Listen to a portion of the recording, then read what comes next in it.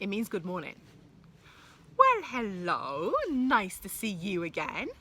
I'm Elicia and I was just teaching Benji here some Welsh because we are going to Wales in the morning. They actually speak another language there and I was just preparing Benji a little bit so he was a tiny bit prepared when he got there. So we were learning good morning. Would you like to learn? Okay, so it's bore da. Can you say that? Bore da. One more time. Bore da. Well done! I knew you could do it.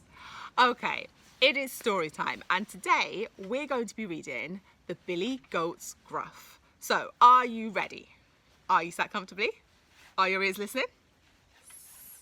Okay, The Billy Goat's Gruff. The littlest Billy Goat had never thought much about the meadow on the other side of the bridge. But now that he and his brothers had eaten all the grass on their side, he could think of nothing else. The lush grass, the bright flowers, the tender green saplings. Yum. Except for one thing, the troll. His mother had told him about a troll who lived under the bridge. A greedy monster who ate whoever dared cross the bridge. Then again, it was a story. No one had actually ever seen the troll. Slowly, slowly, ever so quietly, the littlest Billy Goat tiptoed over the bridge. He was just over halfway when he heard a roar. "Who's crossing my bridge?" growled the troll. He was huge and hairy and he had enormous teeth. "I'll have you for supper." "Oh, please don't eat me," said the littlest Billy Goat. "I'm hardly a snack for you. You'd want a much bigger meal, and my older brother is coming right behind me." As the troll turned to look, the littlest Billy Goat skipped over the bridge and into the meadow. The second Billy Goat had been too busy trying to reach the higher leaves on the tree to notice what had happened. When he turned to find his kid brother, he saw that he was grazing happily in the meadow on the other side of the bridge.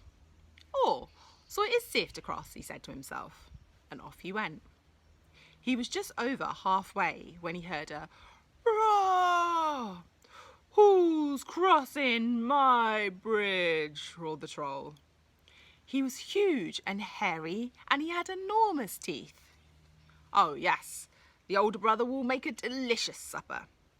"Oh, please don't eat me," pleaded the second Billy Goat.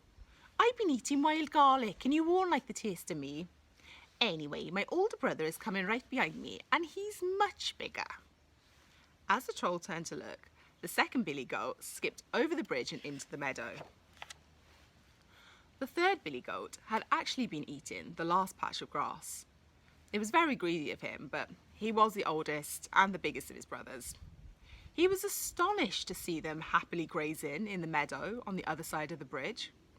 He galloped over to join them, and his hooves were clattering along the bridge when, "Roar!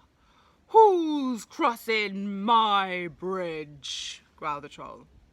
He was huge and hairy, and he had enormous teeth. "I'm hungry for my supper," roared the troll.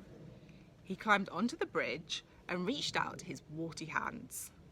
The third Billy Goat stepped further and further back until he was almost back in the first meadow. The troll was in the middle of the bridge, preparing to pounce when, splash!